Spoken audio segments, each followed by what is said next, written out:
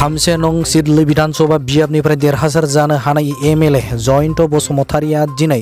बिटिसिनि इएम निलुत स्वर्गियारिनि नुजाथिनायाव आमथेका ओनसोलनि सिदाबारि गामियाव लंखार दैमा रुगुङाव बल्डार खोनायखौ बेखेवजेनबाय।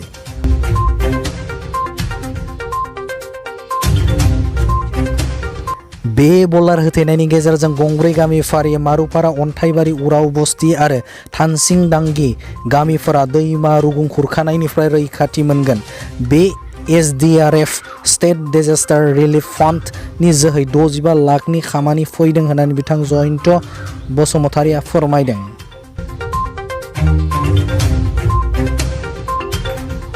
बिथां एमएलए जयन्त बसुमतारिया बुङो दि दैज्लां बोथोराव बे लांखार दैमाया गाहायै भुटान हादोरनिफ्राय बोहैबोना बिटिसि आरो आसामखौ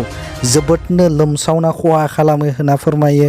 बे ओनसोलनि लामा दालां लोंग्रा दै मोब्लिब गासै बिथिङावबो लासै लासैनो खामानि मावलांगोन होननानै खौरांगिरिनि सिगाङाव बिथां एमएलए जयन्त बसुमतारिया फोरमायदों।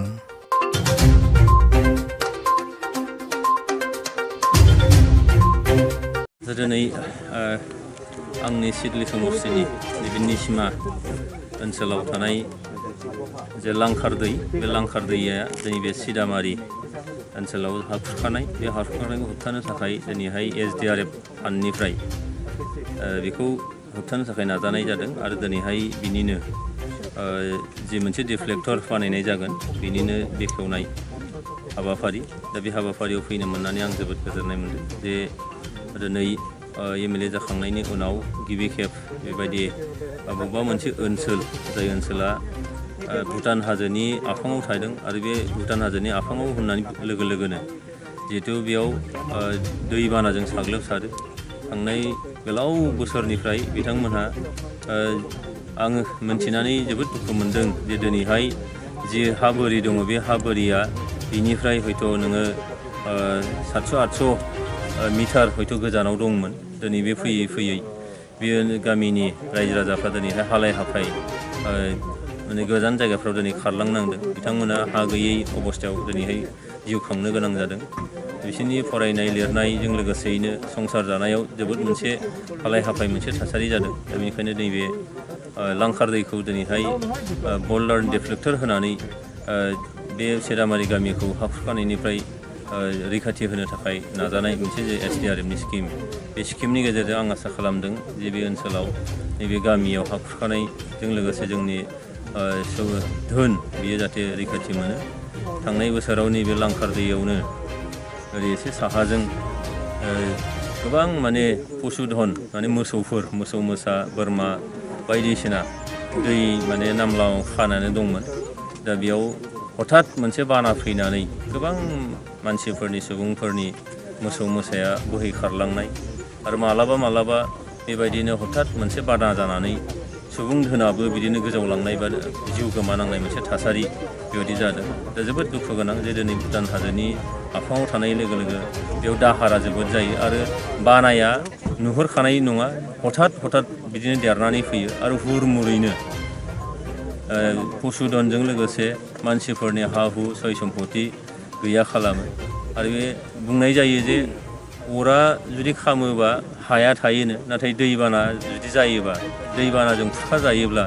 हायाबो थाया, जेबो लाइ लथर जेबो थाया। मानसि सासेया माने गोदानै उजिजेननाय बायदि जानो नागिरो। दा बिदि मोनसे थासारिया दिनैहाय नैबे ओनसोलाव जाबाय थादों, निसिमा ओनसोलाव जादों आरो बेबायदिनो गोबां माखासे जायगाफोर दङ जेराव माने हाजार बिगा लाख बिगाया दिनै दैनि खुरखानायजों दिनै बालाबारि अन्थाइबारि जानानै थादों। बेयाव गोबां खामानि बेयाव मावनांगौ दङ। हान्था मेलानि जेरै दैमानि दालां बानायनायनि खोथा बेबो बेयाव बाथ्रा बेयावबो सिथाबनानै दङ। बेजों लोगोसे लोंग्रा दैनि अभाबनि खोथा बेबो सिथाबनानै दङ। मानोना भुटान हाजोनि खाथियाव जानाय लोगो लोगोनो लोंग्रा दैनि बाथ्रा बुङोबा जे बेयाव नोङो जेराव ओरै हायेनाव नोङो 40 फुट बा बिदिनो 50 फुटनि गेजेराव नोङो लोंग्रा दैया जोबोद मोजाङै मोनसे पियर मोनसे लोंग्रा दै मोननो हायो। नाथाय नैबे भुटान हाजो बा हिमालय हाजोनि आफाङाव थानाय लोगो लोगोनो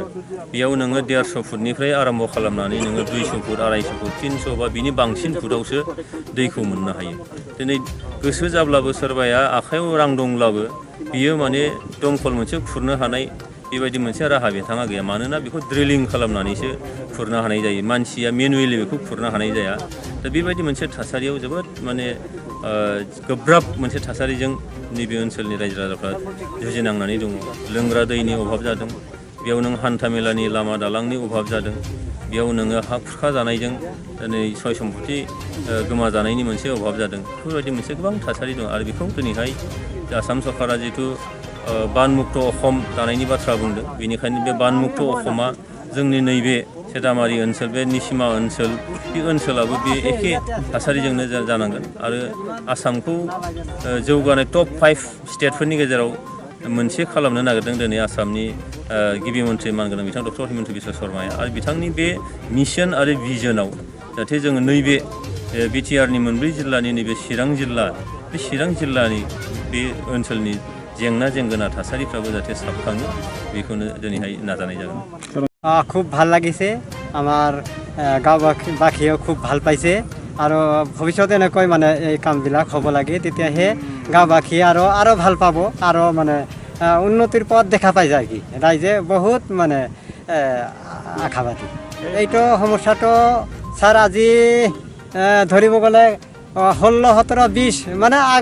আগতে কোনো কামেই হোৱা নাছিল ধন্যবাদ এইটো কাম হোৱাতে আমাৰ ৰাইজেও মানে বহুত মানে ভাল পাইছে সম্পত্তিটো এতিয়া ধৰক